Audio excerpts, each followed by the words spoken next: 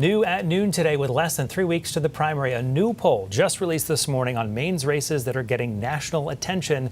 Our Phil Hirschkorn has been looking through those numbers, joins us live this noontime to break it down. Hi, Phil. Yeah, so this is the Pan-Atlantic Research Post, the third one we've gotten this cycle. We had one in December, we had one in March, and now we have the new one where they questioned 827 likely voters between May 8th and May 18th. In perhaps the most watched U.S. Senate race in the country, the poll finds presumptive Democratic nominee Graham Plattner favored over incumbent Republican Susan Collins. Plattner at 48%, Collins 41%, undecided 11%, both heavily winning their party voters. Plattner, though, winning independents. Another factor, Plattner's net favorability rating, I should say. That's your favorable minus your unfavorable. His is +3, Collins is -18. It also doesn't help her that President Trump is at -23. Now, in our more competitive U.S. House race for the 2nd Congressional District being vacated by Jared Golden, among likely Democratic primary voters, State Senator Joe Baldacci is favored by 39%.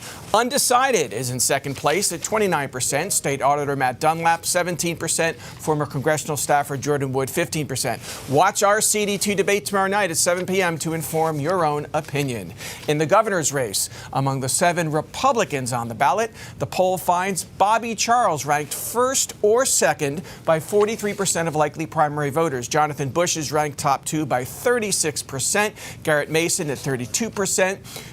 Undecided is next at 22%, followed by David Jones, Robert Wessels, Ben Midgley, and Owen McCarthy, as you see, all at 10% or less. Finally, in the Democratic gubernatorial primary, 5 candidates on the ballot, and the poll finds among likely Democratic voters, Nirav Shah is ranked first or second by 39%. Angus King III is top 2 among 33%. Hannah Pingree, 32%, and that was before Governor Janet Mills announced her endorsement. Shanna Billows at 31%, Troy Jackson 18%, the 16% who are undecided. That's greater than the margin separating the top 4, so this should be a very close race according to the poll.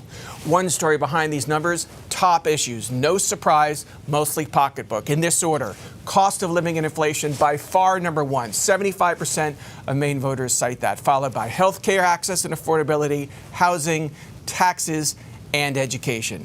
So that's a snapshot of where we think the Maine electorate is just a few weeks to the June 9th primary, and of course early voting is underway. That undecided percentage in CD2 to be the number 2 spot says a lot about what's to come there. Yeah, I think that campaign has gotten less attention, frankly, from us, from all the press, because the Senate race has sucked out all the oxygen, and the 12 people were on the gubernatorial ballot. So hopefully people pay more attention and make up their minds. And Paul LePage on the Republican side, he's just sitting back waiting to see who his opponent will be. The other part is. Yeah. All right, Phil Hirschkorn, live with us at noon. Thank you, Phil. You're welcome.